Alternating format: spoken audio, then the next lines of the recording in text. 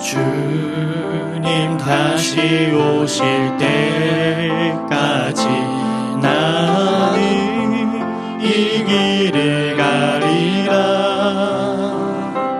좁은 길 나의 십자가 지고 나의 가는 이 길 끝에서 나는 주님을 보리라. 영광의 내 주님 나를 맞아주시리. 주님 다시 오실 때까지 나는 일어나 달려가리라. 주의 영광 온 땅 덮을 때 나는 일어나 노래하리. 내 사모하는 주님 온 세상 구주시라. 내 사모하는 주님 영광의 왕이시라. 명절이기 때문에 교회와 가정에 대한 신비에 대한 말씀으로 함께 은혜를 나누겠습니다. 오늘도 예배 성공자 되기를 주 이름으로 축원합니다. 명절이 되면 그러면 고향을 찾는 사람들이 많이 있게 됩니다. 유대인들도 명절이 있어서 명절이 되면 예루살렘으로 올라갑니다. 그리고 한국 사람들은 명절이 되면 올라가는 것이 아니라 지방으로 내려가 고향으로 향하게 되는 것을 보게 됩니다. 이스라엘 사람들, 유대인들은 성전 중심의 신앙생활이고, 그리고 한국인 같은 경우는 그리고 모든 삶의 유교적 정신을 따라서 부모와 조상을 중심으로 해서 모이게 되는 것이 한국의 풍습이기도 합니다. 그러므로 이스라엘 사람들은 예루살렘에 올라가 거기서 예배하려고 가는 것이고, 그리고 조상들을 향하여 한국 사람들은 내려가서 조상들을 배웠고 거기에서 제사하기 위하여 가는 사람들도 없지 않아 있습니다. 이와 같이 이 모든 것들은 바로 명절을 통하여 조상을 뵙고 누구를 뵙고 하듯 유대인들은 하나님의 얼굴을 뵙고 성전을 그리워하며 예배하는 마음을 갖는 것이 바로 유대인들의 마음이요 그들의 성전 중심의 신앙생활과 같습니다. 모든 사람들의 마음에는 고향을 그리워하는 마음이 누구에게나 다 있죠. 그러므로 고향으로 돌아가는 연습을 하고, 우리가 아침에도 나가서 모든 직장 생활을 하더라도 가정에 돌아오는 것처럼 모든 삶에는 이와 같이 돌아감의 반복적인 연습으로 인하여 마지막에는 우리가 돌아가는 곳이 있다는 것도 깨달아 알아야 한다는 거죠. 우리가 돌아가셨다라는 말씀을 합니다. 그래서 그거를 분류하면 육체는 흙에서 났으니 흙으로 돌아가는 것이고, 우리의 마음과 우리의 정신은 어리라고 그러죠. 그래서 우리의 마음과 정신은 열조에게로 돌아가는, 조상에게로 돌아간다라고 말을 합니다. 그러나 바로 근본적인 그러한 돌아감이 있어도 이 영혼은 하나님께로 돌아간다고 성경은 가르쳐 말씀하고 있다는 겁니다. 그러므로 우리에 있어서 우리가 돌아갈 영원한 나라, 믿는 사람들을 위하여 돌아가는 영원한 예루살렘과 같은 새 예루살렘이 우리 안에 준비되어 있다는 것을 말합니다. 히브리 히브리서 11장 13절에서 16절을 보면 이 사람들은 다 믿음을 따라 죽었다고 되어 있어요. 약속을 받지 못하였을 때 그것들을 멀리서 보고 환영하며 또 땅에서는 외국인과 나그네임을 증언하였으니 그들이 이같이 말하는 것은 자기들이 본향 찾는 자임을 나타냄이라. 그들이 나온 바 본향을 생각하였더라면 돌아갈 기회가 있었으려니와 그들이 이제는 더 나은 본향을 사모하니 곧 땅에 있는 것이 아니라 하늘에 있는 것이라. 이러므로 하나님이 그들의 하나님이라 일컬음 받으심을 부끄러워하지 아니하시고 그들을 위하여 한 성 곧 새 예루살렘을 예비하셨다라고 말씀하고 있습니다. 인생은 돌아가는 겁니다. 어느 고대에 글에 보니까 어느 고대에 유명한 사냥꾼이 있었대요. 그 사냥꾼이 날아는 독수리를 잡기 위해서 활을 들어서 당겼는데 그 독수리는 사냥꾼의 활을 보지 못하고 어느 한 곳을 뚫어지게 바라보고 있더랍니다. 그 눈의 끝을 봤더니 뱀이 있는 것을 봤대요. 근데 또 그 뱀은 다른 데를 보고 있는 것을 또 알고 있고 또 독수리가 자기를 겨냥하고 있다는 것을 인식하지 못하더라는 거죠. 뱀이 바라보고 있는 쪽을 봤더니 개구리가 있더랍니다. 개구리도 뱀이 바라보고 있는 것을 인식하지 못하고 한 곳을 돌아보는데 곧 벌레가 있는 것을 보고 그것을 잡으려고 하고 있더라는 거예요. 그것을 보면서 이 사냥꾼은 자기 뒤에 무엇이 있을까 바라봤더니 저 뒤에서 죽음의 사자가 한 걸음씩 다가오고 있는 모습을 보게 되었다는 이야기를 합니다. 모든 사람들은 탄생이 있다면 탄생에는 순서가 있어서 예정대로 올 수 있지만은 돌아가는 것만큼은 결코 사람의 뜻대로 할 수 있는 것이 아니라는 것을 우리에게 보여주고 있습니다. 모든 피조물들은 다 죽음의 길이라고 하는 것이 우리 안에 놓여 있다는 거지요. 마치 여권과 비자의 유효기간이 있어 만료가 되어지면 그 모든 여건은 사라지고 쓸 수가 없는 것처럼 사람에게는 이 땅에서 70이요 80이라 그리고 약 100년 정도의 우리에게 여건과 비자를 준 그것이 각각 달라서 어느 때에 만료가 될 때에 하나님이 그를 부르실 때가 있게 된다 하는 겁니다. 그 사람들의 가는 그날이 모든 사람에게는 언젠가라고 하는 것이 다 그들에게 해당이 된다는 거지요. 그래서 죽음의 강을 건너가게 되는데 세상 사람들은 이제 가면 언제 오나 하면서 그 영원한 결별을 슬퍼하고 애곡을 합니다. 그들에도 은연중에 생각하는 것은 강을 건너간다고 생각해서 황천이라고 이야기를 합니다. 그러나 기독교의 안에서는 성경의 출애굽에 대한 것을 비유로 하고 있는 말씀이 있기 때문에 홍해를 건너게 하시고 광야를 거쳐 가나안 땅에 들어가는 천국에 들어가기 전에 요단강을 건너가는 것처럼 요단강 건너간다는 것은 죽음의 강을 건너간다고 하는 비유로 사용하고 있다 하는 거지요. 어쨌든 간에 인생은 돌아갑니다. 왜? 온 곳이 있기 때문에 돌아간다는 거죠. 별세한다고 말을 합니다. 또 다른 세상 내세가 있다는 얘기죠. 소천한다고 이야기합니다. 곧 부르신 이가 있다고 하는 곳에 대하여 돌아간다고 표현하고 있습니다. 물이 바다에서 비롯된 것처럼 바다로 돌아가는 것처럼 불이 태양에서 시작하여 하늘로 태양으로 돌아가는 것처럼 모든 인생은 그와 같이 돌아감의 연속이라고 표현을 합니다. 전도서 12장 7절에 말씀하기를 흙은 성경의 땅의 흙으로 사람을 지으셨다고 된 것처럼 흙은 여전히 땅으로 돌아가고 영은 하나님의 생기를 불어넣으신 영은 그것을 주신 하나님께로 돌아가기 전에 누구를? 하나님 창조주를 기억하라 라고 성경은 말씀하고 있어요. 우리의 육체는 흙으로 돌아갑니다. 그러나 영혼은 우리의 하나님 아버지가 그를 영접해 주신다라고 성경은 말씀하고 있죠. 어떤 사람만?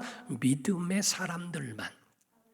우리가 고린도전서 13장에는 사랑장이라고 말합니다. 15장은 부활장이라고 말합니다. 그러나 히브리서 11장은 믿음장이라고 말해서 모든 선진들이 다 고난의 산맥을 넘어 다 그렇게 갔다 할지라도 공통점은 믿음에 관한 이야기를 하고 있어요. 믿음이 없는 자들에게는 해당이 되지 않으며 믿음이 있는 자들, 곧 하늘의 영생의 믿음과 확신을 가지고 있는 예수 그리스도를 구주로 믿는 자들에 대하여 하나님은 한성 새 예루살렘을 예비하신 것이라고 말씀을 합니다. 그래서 우리는 마치 밥을 먹으면서 김치를 씹어 먹는 것처럼 성경을 읽을 때마다 믿음이라는 단어를 많이 접하게 되는데, 예수님께서 믿음이라는 말씀에 대하여 믿음에 대하여 칭찬도 하셨고 믿음이 없음을 꾸짖고 책망도 하셨다는 것. 그래서 이만한 믿음을 만나보지 못했다라고 말씀하시고, 가라 내 믿음이 너를 구원했느니라, 내 믿음이 크도다라고 말씀도 하시죠. 그러나 믿음이 없는 완악하고 패역한 세대라고 예수님 책망하신 것처럼 모든 성경의 기적 가운데는 다 믿음 없는 것이 하나도 없이 다 믿음을 동반하고 있었다는 것을 보게 되더라는 거죠. 우리가 철로역정이라고 하는 그런 소설을 보게 됩니다. 존 버년이라고 하는 사람이 그거를 쓰게 되었는데, 국교회의 박해로 말미암아 1660년에 그런 그 예배 금지, 설교 금지에 대하여 위반함으로써 12년의 감옥 생활을 하게 됩니다. 마지막 5년 정도 남아있는 그때로부터 그가 받은 영감대로 집필한 것이 바로 철로역정이라고 이야기를 하죠. 1678년도에 그거를 출판하게 되는데, 성경 그 외에 베스트셀러가 됐던 그것이 바로 철로역정이라고 이야기를 합니다. 이 가운데 시작을 보게 되면, 시작에는 장망성이라고 하는 파괴되는 타락한 도시, 멸망이 확실시되고 있는 이런 타락한 이런 도시를 벗어나 천국에 대한 목적지를 삼고 그곳을 가기에 이르는데, 여기에 말하고 있는 거기에 특이점은 다른 것이 아니라, 그것이 목적지가 결정이 됐다면 나 혼자 갈 수는 없지 않는가, 내 사랑하는 가족들과 함께 더불어 그곳에 가야 하지 않을까라고 하는 그러한 마음을 기록하고 있습니다. 그곳에 가는 동안에 많은 두려움, 외로움, 또한 유혹과 이런 것들로 천국 가는 길을 방해하지만은 끝까지 크리스찬은 그곳에 이르러 거기에 영원한 나라에 들어가는 그것을 묘사한 것이 바로 철로역정이라고 이야기를 하죠. 이와 같이 믿음으로 사는 자들에 대하여서라면 영원한 고향이 하늘에 있음을 믿어야 하고, 그 나라를 확증하는, 그리고 여러분 10년 가운데에 검증하고 분명히 그 믿음으로 살아가는 성도가 되기를 예수 이름으로 축원합니다. 그러므로서 성경 예수님의 언약이 뭡니까? 요한복음 14장 1절에서 3절 말씀하기를, 너희는 마음에 근심하지 말라, 하나님을 믿으니 또 나를 믿으라. 내 아버지 집에 갈 곳이 많도다. 그렇지 않으면 너희에게 일렀으리라. 내가 너희를 위하여 거처를 예비하러 가노니, 가서 너희를 위하여 거처를 예비하면 내가 다시 와서 너희를 내게로 영접하여 나 있는 곳에 너희도 있게 하리라 하는 주님의 굳은 의지에 대하여 말씀해 주셨다는 거죠. 사랑하는 성도 여러분, 보이는 것이 다가 아닙니다. 보이지 않는 영원한 나라가 있다는 거지요. 사람들은 많은 착각 속에 산다는 겁니다. 태중에 있는 어린아이는 그 태 안이 세상의 전부인 것처럼 생각할지 모르지만, 태어난 다음에는 그보다 엄청나게 큰 세상이 있다는 것을 알게 되지 않습니까? 어느 잡지에 실린 글을 보니까 사람들은 착각 속에 산다라고 하는 착각의 연속에 대해서 기록된 것을 봤습니다. 꼬마들이 착각하는 것은 울면 부모가 다 해주는 줄 안다. 결혼한 그런 부부는 그 착각 속에서 결혼만 하면 깨가 다 쏟아지는 줄 안다. 아가씨는 자기는 아줌마가 절대 안 되는 줄 안다. 모든 엄마들은 자기 자녀가 다 천재인 줄 안다. 모든 많은 남자들은 여자가 웃어주면 자기를 좋아하는 줄로 착각한다. 여자들은 남자들이 같은 방향으로 가면 자기에게 관심 있어 따라오는 줄로 안다. 모든 부모의 착각은 모든 자녀들은 성장하면 다 효도할 줄로 착각한다. 마지막 글이 재밌습니다. 이 글을 읽는 사람은 자기는 여기에 해당이 안 되는 줄 착각한다. 이렇게 생각을 한다는 거지요. 모든 사람들은 다 거기에 다 해당이 되는데도 착각 속에 살고 있다는 겁니다. 다 웃는다고 해서 그것이 다 좋아해서 웃는 것만은 아닙니다. 비웃을 수도 있는 거지요. 예배 가운데 운다고 해서 다 은혜 받아서 우는 것이 아니라 한 맺혀서 울 수도 있습니다. 보이는 것만 다가 아니라 보이지 않는 것들이 우리에게 남아있다는 걸 압니까? 여러분과 저는 신령한 귀성객들이 되어야 할 줄로 믿습니다. 많은 사람이 명절에 자기의 고향을 찾아가듯 유대인들이 예루살렘을 향하여 가듯 바로 우리는 영원한 하나님의 나라를 위하여 가는 귀성객들이라고 하는 표현이 우리 안에 있는 거예요. 우리가 정해진 목적이 생겼다면 우리가 그곳을 향하여 열차의 표를 끊습니다. 그 열차의 표를 구입하고 난 다음에 플랫폼에 나가게 되면 상행선을 탈 사람은 상행선을 타고 하행선의 목적이 정해진 자와 표를 구입한 사람은 거기에 차를 타게 되죠. 인생에 있어서도 하행선의 표를 가지고 있는 사람은 영원한 지옥에 들어갈 겁니다. 그러나 자기 영혼을 위하여 자기 죄를 없이 해주시고 우리를 구원하신 예수 그리스도의 피의 은혜를 위하여 그 표를 가지고 있는 피의 은혜가 있는 자들은 상행선인 영원한 천국에 그를 초대받아 들어갈 줄로 믿습니다. 하나님께서 이 세상에 두 기관을 세우셨는데 그것은 첫 번째가 교회요, 두 번째가 가정이라고 하는 거예요. 교회와 가정을 통하여 하나님은 하나님의 그 거룩한 역사를 이루시는데 교회도 거룩하고 가정도 거룩한 신적 영역이라는 겁니다. 내 마음대로 하는 것이 아니라 하나님의 뜻대로 교회도 주셨고 가정도 우리에게 허락해 주셨다는 거지요. 잠언서에는 말하기를 젊었을 때 아내를 얻은 자는 하나님이 복 주신 거라고 말씀을 합니다. 바로 모든 사람이 다 복이 있지만은 가정을 이룰 수 있도록 은혜 주셨다는 것도 얼마나 하나님의 은혜인지 모릅니다. 가정과 교회 안에는 신비한 장소요, 기적이 있는 그러한 영역으로 하나님이 주셨어요.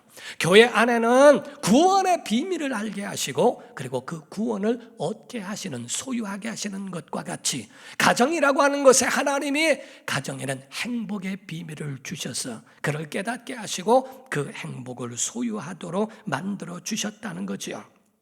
이것을 성경의 비밀이다라고 표현을 하고 있습니다. 에베소서 5장 31절 32절을 보면 그러므로 사람이 부모를 떠나 그의 아내와 합하여 그 둘이 한 육체가 될지니, 가정이죠. 이 비밀이 크도다. 나는 그리스도와 교회에 대하여 말하노라라고 말씀을 합니다. 사랑하는 성도 여러분, 이 비밀을 말하는데 교회와 가정을 말한다. 한 육체가 되지 않더냐. 가정에 그러므로 한 가정이 이루어지지 않더냐. 내가 지금 말하는 건 가정 말이 아니다, 교회 말이다 하는 말입니다.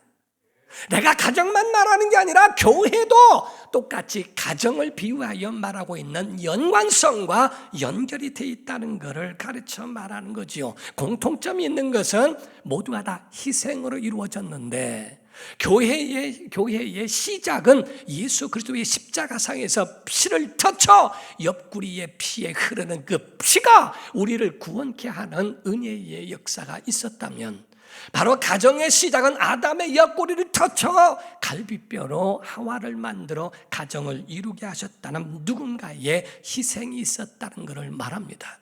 교회에서는 구원이 있고 가정에는 행복이 있습니다.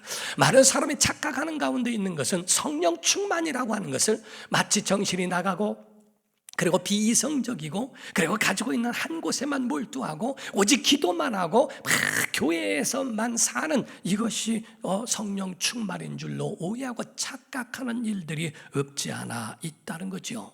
사랑하는 성도 여러분, 성령 충만에 대해서 오늘 알아야 됩니다. 에베소서 5장 18절부터 21절을 보면요, 술 취하지 마라, 이는 방탕한 것이다. 오늘날 술 취하면서 자기가 방탕하지 않았다고 한다는 자체가 얼마나 어불성설인가. 성경은 말씀하기를 오직 성령의 충만을 받으라, 성령의 충만을 받으라. 그리고 난 다음에 그들에 대하여 산으로 가라, 교회로 가라, 어디로 가라, 혼자 있어라 말한 것이 아니라 19절 이하의 성령 충만한 그 후가 시와 찬미와 신령한 노래들로 서로 화답하며 너희의 마음으로 주께 노래하며 찬송하며 범사에 우리 주 예수 그리스도의 이름으로 항상 아버지 하나님께 감사하고 찬송이 있고 감사하라. 그리고 그리스도를 경외하라. 그리고 피차 복종하라 라고 되어 있습니다. 너희의 위치라고 하는 것을 너희가 잊지 말아라. 너희가 어떻게 가? 사도 바울은 성경을 쓰면서 그 가운데 많은 단어를 썼는데 그거는 피차라는 말을 많이 썼어요. 피차, 서로라는 말씀을 했어요. 한 사람만 하는 것이 아니라 모든 사람이 함께라고 하는 그 표현들을 굉장히 많이 강조하고 있다는 사실이죠. 성령 충만하냐? 그렇다면 이렇게 해라. 그래서 에베소서 5장 18절에는 바로 성령 충만하라고 말씀과 더불어 그 후에 무엇을 강조하고 있는가? 5장 22절입니다. 아내들이여 라고 되어 있어요. 아내들이여 자기 남편에게 복종하기를 주님께 하듯 죽게 하듯 하라 라고 말씀합니다. 25절입니다. 남편들아 아내 사랑하기를 그리스도께서 교회를 사랑하시고 그 교회를 위하여 목숨을 자기 자신을 주심같이 해라 라고 말씀합니다. 에베소서 6장 1절입니다. 자녀들아 주 안에서 너희 부부에게 순종하라 이것이 옳으니라 라고 말씀을 합니다. 4절입니다. 또 아비들아 너희 자녀를 노엽게 하지 말고 오직 주의 교훈과 훈계로 양육하라. 5절입니다. 종들아 두려워하고 떨며 성실한 마음으로 육체의 상전에게 순종하기를 그리스도께 하듯 해라 라고 말씀합니다. 9절입니다. 상전들아 너희도 그들에게 이와 같이 하고 위협을 그치라. 이는 그들과 너희의 상전이 하늘에 계시고 그에게는 사람을 외모로 취하는 일이 없는 줄을 너희가 압니다. 성령 충만하다면 아내들아 이렇게 해라. 성령 충만하다면 남편들아, 성령 충만하다면 자녀들아, 부모들아, 아비들아, 그리고 또 종들아, 상전들아 라고 하시면서 바로 성경에 대하여 자기의 위치를 떠나지 아니하고 자기 일에 충실한 것에 대하여 교회와 연결되어 말씀하고 있다 하는 거죠. 성령 충만하면 수도사가처럼 산으로 들어가서 머리를 깎던 머리를 기르던 그 가운데에 아무도 없는 곳에 목욕도 행하지 아니하고 그저 세상과 단절하는 게 성령 충만인 줄로 오해하고 있어요. 성령 충만하면 무조건 교회 안에서만 그냥 살고 교회를 떠나지 않고 오직 교회 안에서만 있어야 되는 줄로 오해하는 사람들이 있습니다. 그렇지 않습니다. 성령 충만한 사람들은 그 가운데에 가정과 연결되어 있다는 걸 알아야 한다. 내가 지금 가정 얘기하는 줄 아니? 아니다. 이 비밀이 크다. 나는 교회에 대하여 말하고 있는 거야 라는 말씀과도 같다는 거죠. 곧 교회와 가정 안에 있는 공동체에서 그리스도인의 모습을 보여주는 게 성령 충만이라는 겁니다. 성령 충만이라고 하는 것은 마치 방언 기도를 많이 하고 예언을 하고 통역을 하고 은사들을 나타내면서 사람 팍팍 무시하고 신앙생활에 연약한 사람들에 대하여 굉장히 비난하는 그런 정죄하는 것이 아니라 실질적인 성령 충만한 그리스도인의 모습을 교회 안에도 가정 안에도 보여야 한다는 거지요. 어떤 사람들은 교회 안에서는 아주 은혜가 충만합니다. 교회 안에서는 은혜스러운 얼굴입니다. 가정에 돌아가서는 육두문자를 쓰고 자녀이건 뭐건 모든 사람들과 다 세상 사람들과 다를 바이 없는 것은 결코 성령 충만이 아니라는 거죠. 교회는 하나님이 계신 곳입니다. 가정도 하나님이 계신 곳입니다. 그러므로 구원도 있고 은혜도 있고 성령님 있고 약속도 하나님의 천국을 이루고 있는 것이 교회와 가정이라는 거예요. 한 가지 우리가 깨달아야 될 것은 그러나 에덴 동산 아래는 하나님만 함께 하신 것이 아니라 뱀도 사탄도 함께하여 그 가운데 공격의 대상도 될 수 있다는 겁니다. 에덴 동산 안에는 생명과도 있고 선악과도 있습니다. 행복도 있을 수 있고 불행도 선택할 수 있습니다. 긍정적일 수도 있고 부정적일 수 있으며 흙으로 살 수 있고 하나님의 생기로도 살 수 있습니다. 육의 사람으로도 살 수 있고 영적 사람으로도 살 수 있는데 똑같은 에덴 동산 안에 두 가지 선과 악이 같이 공존하고 있다는 거죠. 내가 무엇을 선택하는가는 우리의 의지에 달려 있다는 겁니다. 생명과를 먹든지 선악과를 먹든지 아담은 선악과를 선택함으로 온 인류의 저주가 들어오게 되었더라 하는 거죠. 가정에도 마찬가지입니다. 성령님의 역사하심이 있는 동시에 사탄의 공격도 없지 않아 있게 됩니다. 소위 말하는 영적 전쟁이 가정 안에도 있을 수 있고 교회 안에도 있다는 겁니다. 어느 부부가 산책을 했대요. 처음에는 아주 같이 잘 이야기하면서 갔는데 쫙 지나가다가 사소한 말로 말다툼을 했답니다. 남편이 분이 풀리지가 않아요.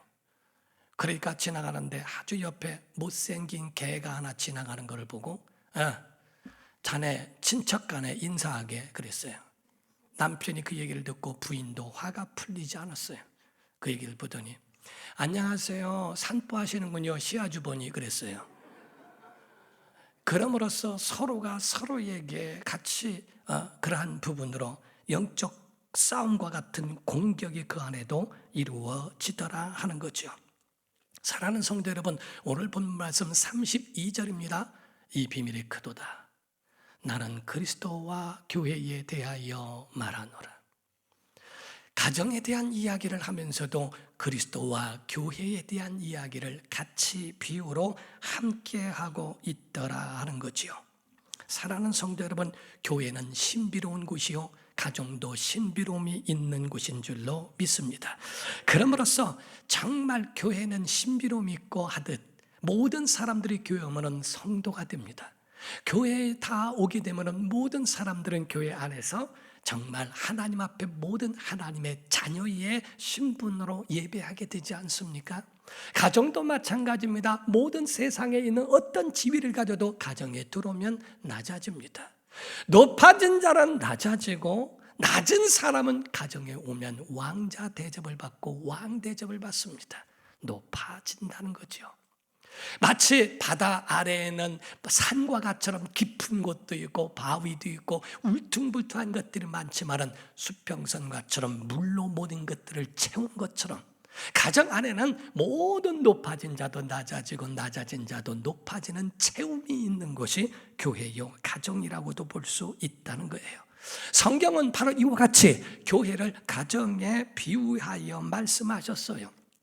그래서 신랑 되신 예수님과 신부 되신 교회라고 성경은 비유하고 있지 않습니까? 바로 이와 같이 우리 본문 말씀의 25절부터 28절을 보면 남편들아 아내 사랑하기를 그리스도께서 교회를 사랑하시고 그 교회를 위하여 자기 목숨을 주신 것처럼 사랑해라는 말입니다.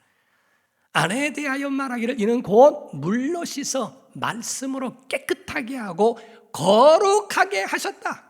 27절에 자기 앞에 영광스러운 교회로 만드셨다. 티나 주름 잡힌 것이나 이런 것들이 없이 거룩하고 흠이 없게 하려 하심이라. 28절입니다. 이와 같이 남편들도 자기 아내 사랑하기를 자기 자신과 같이 할지니 자기 아내를 사랑하는 자는 자기를 사랑하는 것이라고 말씀하고 있죠. 그래서 성령 충만한 사람은 결단코 아내를 사랑하고 남편을 복종하며 서로가 서로를, 그래서 성경 안에는 사도 바울이 가장 많이 말한 말 중에 하나가요 피차라는 말과 서로라는 말을 많이 했어요. 너희가 서로 그렇게 말하고 있어요. 한 사람만이 아닙니다. 서로 행할지니 서로라는 말씀으로 그렇게 부각시켜 말씀하고 있다는 거지요. 교회를 함부로 비판하지 마라. 교회를 함부로 욕하지 마라. 왜? 그리스도의 신부이니까. 결혼식장에 가서 신부를 욕합니까? 결혼식장에 가서 신부 앞에서 그와 같이 모독하는 말을 하지는 않지 않습니까? 이름으로써 많은 사람들이 우리가 교회를 사랑하는 것과 가정을 사랑하는 것은 연결되어 있다는 것을 우리가 깨달아 알아야 한다는 거예요. 많은 사람들이 착각하고 있는 것은 구원이나 행복이 저절로 오는 줄로 오해하고 착각한다는 거죠. 저는 어떤 연세가 드셔서 서로가 만나시는 그 과정에 있어 저에게 인사하신 분이 있습니다. 오래된 얘기죠. 그러면서 우리 둘이 같이 만나서 한 가정을 이루기를 원합니다. 남편은 아내를 잃었고 아내는 남편을 잃은 분이 같이 이야기를 하는 말을 듣고 제가 다른 거는 모르겠습니다. 딱 한마디만, 제가 점침만 한마디만 권하겠습니다 라고 말했어요. 모든 일에는 갈등이라고 하는 것이라는 것은, 갈등은 그것은 사람의 마음이 안 맞아서가 아니고, 갈등의 문제는 그거를 해결하는 기술이 없다는 것과, 그리고 해결하려고 하는 시간을 쓰지 않는다는 데 문제가 있습니다. 가정은 저절로 되는 게 아닙니다. 가정은 노력해야 합니다 라는 말을 했어요. 모든 사람들이 구원도 그냥 가만히만 있으면 구원받는 줄 알고, 행복도 가정이 그냥 꾸려지기만 하면 행복이 저절로 오는 줄로 천만의 말씀입니다. 노력하지 않으면 결단코, 철로 역정이 이루어지지 않으면 중간에 두려움, 외로움 그 가운데에 공격해 오는 유혹들에 넘어지지 않아야, 넘어져도 일어서고 끝까지 가야 구원의 완성이 이루어진 것이지, 그냥 가만히 있다고 구원을 받는 것이 되지 않는 것처럼 가정이라고 하는 것도 똑같습니다. 가정은 요술이 아니라 예술이라고 이야기를 합니다. 한순간에 뿅 해서 나타나는 행복이 아니라, 가정의 행복은 바로 예술과 같처럼 숙련되고 연습을, 바이올린을 하더라도 연습을 얼마나 많은 노력으로 이루어진 예술품과 같은 것이 가정이라고 이렇게 표현하고 있죠. 결혼식이라고 하는 그런 출발이지 결혼식 자체가 완성은 아니거든요. 그래서 맨 마지막에 사회자가 얘기합니다. 새로 출발하는 이 가정을 이제 첫 행진입니다. 박수해 주십시오. 이렇게 이야기합니다. 가정의 한 가정이 이루어지면서 발걸음을 내딛는 첫 순간이라고 표현하죠. 출발일 뿐이지 완성은 아니에요. 이제는 만들어 가야 할 일만 그들에게 남아있다 하는 거죠. 가정은 어떤 곳인가? 교회는 어떤 곳인가? 사랑이 있는 곳, 두 번째로 허물을 덮어주는 곳, 그리고 부족한 부분을 그 사랑으로 채워주는 곳, 이것이 바로 교회요 가정이라고 표현하는 거죠. 제가 한번 예화를 든 적이 있죠. 날 때부터 눈썹이 없었던 여인이 있었다고 그래요. 눈썹이 없는 여인이 있는데, 그런 자기가 눈썹 없는 자기 자식이 컴플렉스에 대하여 생각하고, 누가 나를 사랑해 주겠는가라고 생각하고 시집 가는 것조차도 포기했던 여인이었다고 그러죠. 그런데 자기를 정말 사랑해 주는 남자를 만났어요. 그를 만나서 정말 사랑에 빠지게 됐고 결혼을 했다는 겁니다. 그는 그 남자가 자기를 싫어할까, 그리고 버릴까 두려워 항상 같이 있으면서도 눈썹을 그렸고, 아침에 일찍 일어나서 5분 일찍 일어나서라도 눈썹을 먼저 그리고 했다는 거예요. 그런 연탄 장수로서 연탄을 배달을 하기도 하고 다 하는데, 가운데서 일을 하다가 나중에는 배달하는 사람이 못 오게 돼서 같이 배달을 하게 되었답니다. 한참 언덕을 올라가는데 바람이 불어서 연탄재를 뒤집었어요. 그때의 남편이 가서 아이고 어떻게 된 거냐고 자기 어깨에 있었던 수건을 꺼내다가 얼굴을 딱 닦여주기 시작합니다. 너무 고마운 반면에 깜짝 놀랍니다. 아하, 이거 눈썹이 없는 거를 알면 어떡하지? 하는 마음에 하는데 이미 늦었다는 거죠. 거기다 아무 소리 하지 못하고 긴장되어 있을 때 나중에 다 닦아주고 간 남편의 뒷모습을 보며 거울을 보게 됐는데, 눈썹 있는 자리는 닦아주지 않고 그대로 두었더라는 거죠. 그 남편은 그 아내의 약점을 알고 있었고, 컴플렉스를 알고 있었고, 그의 어려운 마음을 알고 있었다는 겁니다. 배려라고 하는 것은, 가정이라고 하는 것은 그의 어려움과 허물을 덮어줄 줄 아는 것이라고 이야기를 합니다. 어느 단편 소설 같은 그런 글 가운데 보면 이런 이야기가 있습니다. 어느 마을 초원에 종마가 있는데, 말이 있었는데 그 말을 기르는 할아버지에게 항상 찾아오는 소년이 있었어요. 그래서 그 말을 너무 좋아하고 같이 그 말과 함께 살고 있는데, 그 할아버지가 한 번은 출타를 하면서 그 소년이 너무 말을 좋아하는 걸 아니까, 얘야 사랑하는 아이야, 이거 내가 출타하고 갔다 오는 동안에 이 말 좀 돌봐주련. 너무 기뻤고 너무 즐거웠다는 겁니다. 그렇지 않아도 그 말을 너무 좋아했는데 자기가 돌볼 수 있다는 것에 기뻐했대요. 할아버지가 출타한 사이에 불사 이 말이 병이 들게 됐대요.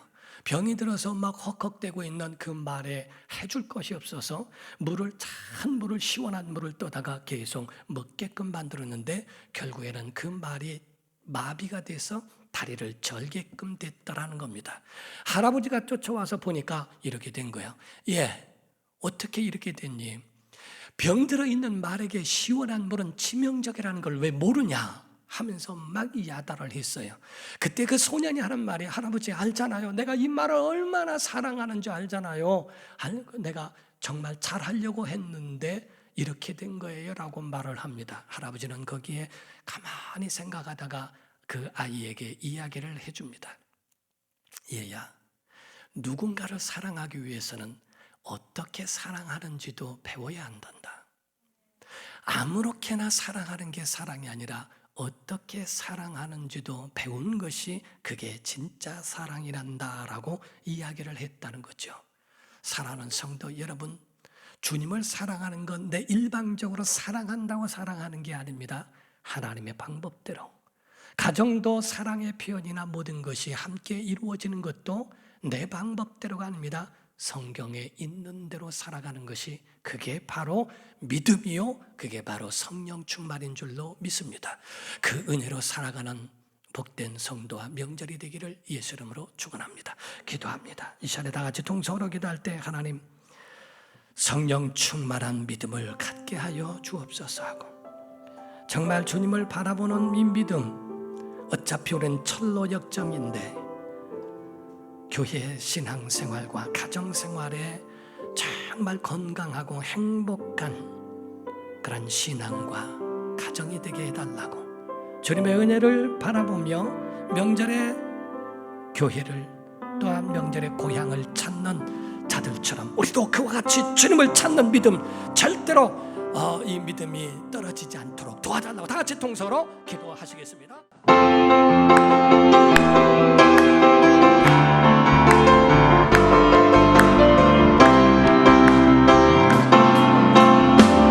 저 높이 하늘 위로 밝은 태양 떠오르듯이 난 주저앉지 않으리. 어떤 어려움에도 주의 길을 선택하리.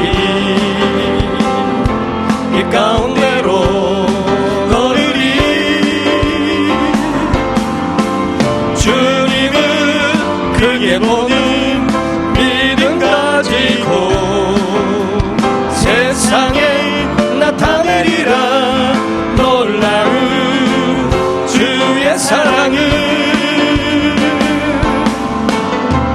주의 꿈을 안고 일어나리라. 선한 능력으로 일어나리라. 이 땅의 부흥과 회복은 바로 나로부터 시작되리. 주의 꿈을 안고 일어나리라. 선한 능력으로 일어나리라.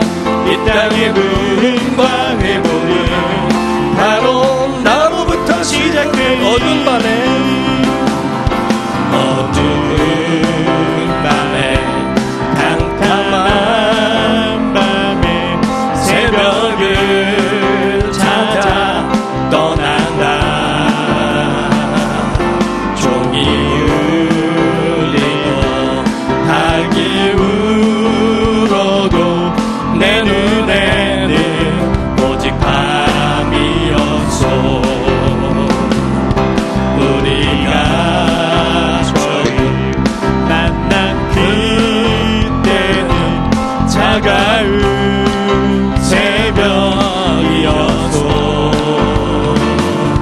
주님 말씀에 생명이 있음을 나는 느낄 수가 있었소.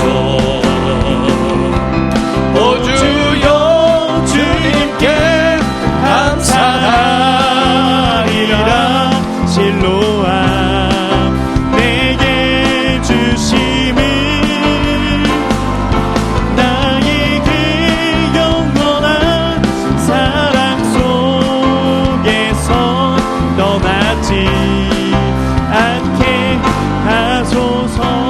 주님께 영광의 박수 올려드립니다.